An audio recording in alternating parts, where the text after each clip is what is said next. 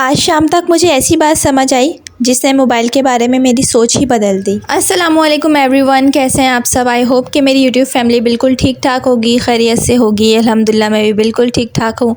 Welcome to my YouTube channel.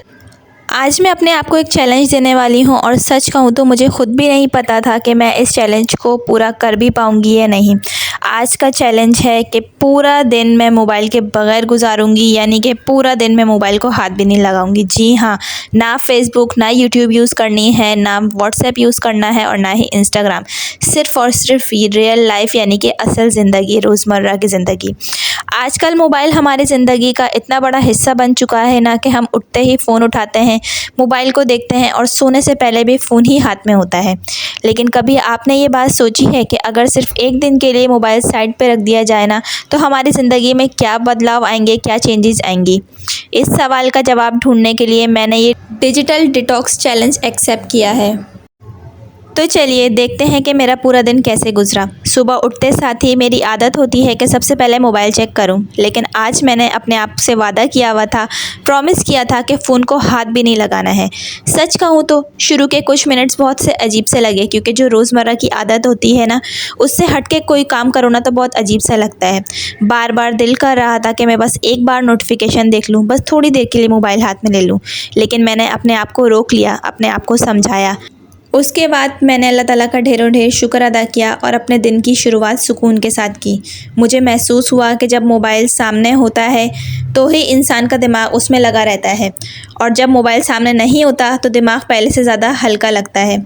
उसके बाद फिर मैंने अपने घर के काम काज शुरू किए। किचन साफ़ किया, खाना बनाया, झाड़ू करी, पोछा किया, कपड़े धोए।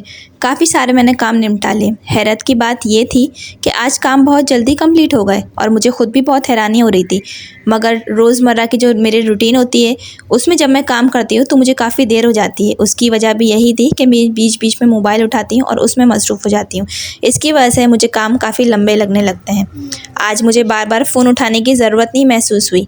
तब मुझे एहसास हुआ कि मोबाइल सिर्फ 5 मिनट नहीं लेता, वो तो पूरा पूरा घंटा चुरा लेता है। टाइम कहाँ भागता है पता ही नहीं चलता। हम थोड़ी सी देर के लिए मोबाइल हाथ में लेके बैठते हैं, ऐसा लगता है जैसे हम 10 मिनट गुजारेंगे, मगर हम जब घड़ी की तरफ देते हैं तो एक पूरा घंटा गुजर चुका होता है और हमें पता भी नहीं चलता। दोपहर तक मुझे फिर से मोबाइल की याद आने लग गई। दिमाग कह रहा था बस एक दो दफ़ा मैं देख लूँ, बस सिर्फ़ और सिर्फ एक बार मैं मोबाइल को यूज़ कर लूँ। लेकिन मैंने ख़ुद को बिज़ी रखा, मसरूफ़ रखा। मैं चाय लेकर बैठी, खामोशी से चाय पीने लगी, क्योंकि खामोशी में बैठकर चाय पीने का भी एक अलग ही सुकून होता है, एक अलग ही मज़ा होता है। ना ही कोई नोटिफिकेशन की आवाज़, ना किसी मैसेज का इंतज़ार, सिर्फ मैं और मेरा वक्त। उस वक्त मुझे एक बात समझ आई, हम मोबाइल से ज़्यादा बिज़ी नहीं होते, हम अपने ख़यालात से भागने के लिए मोबाइल यूज़ करते हैं।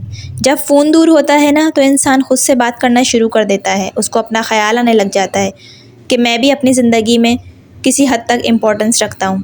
जब फ़ोन दूर होता है तो इंसान खुद से बात करने में बहुत ज़्यादा बिज़ी हो जाता है। उसको अपना आप याद आने लगता है खुद ब खुद, और मोबाइल थोड़ा दूर लगने लगता है।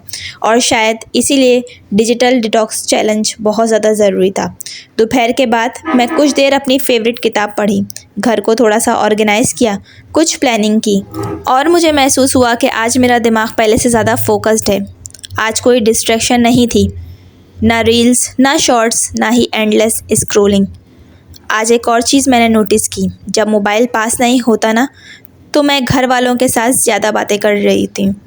अदरवाइज़ मोबाइल हाथ में होता है तो मुझे घर वालों का ज़्यादा इतना ख़्याल भी नहीं आता कि मैं बैठ के कभी किसी से बात कर लूँ, क्योंकि मैं अपने कामों में मसरूफ़ होती हूँ और दिल बहलाने के लिए बस मैं मोबाइल ही हाथ लगा लेती हूँ। और मुझे कुछ समझ नहीं आता कि मैं मोबाइल के साथ ही वक्त स्पेंड करती हूँ, बेजाय स्क्रॉलिंग करती हूँ, और 2-3 मिनट के बजाय 5 से 10 मिनट गुजर जाते हैं और आधा घंटे में तब्दील हो जाते हैं, पता भी नहीं चलता।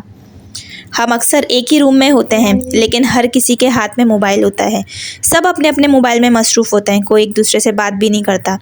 आज लगा कि असली कनेक्शन तो एक दूसरे के साथ बैठने में है, एक साथ बात करने में है।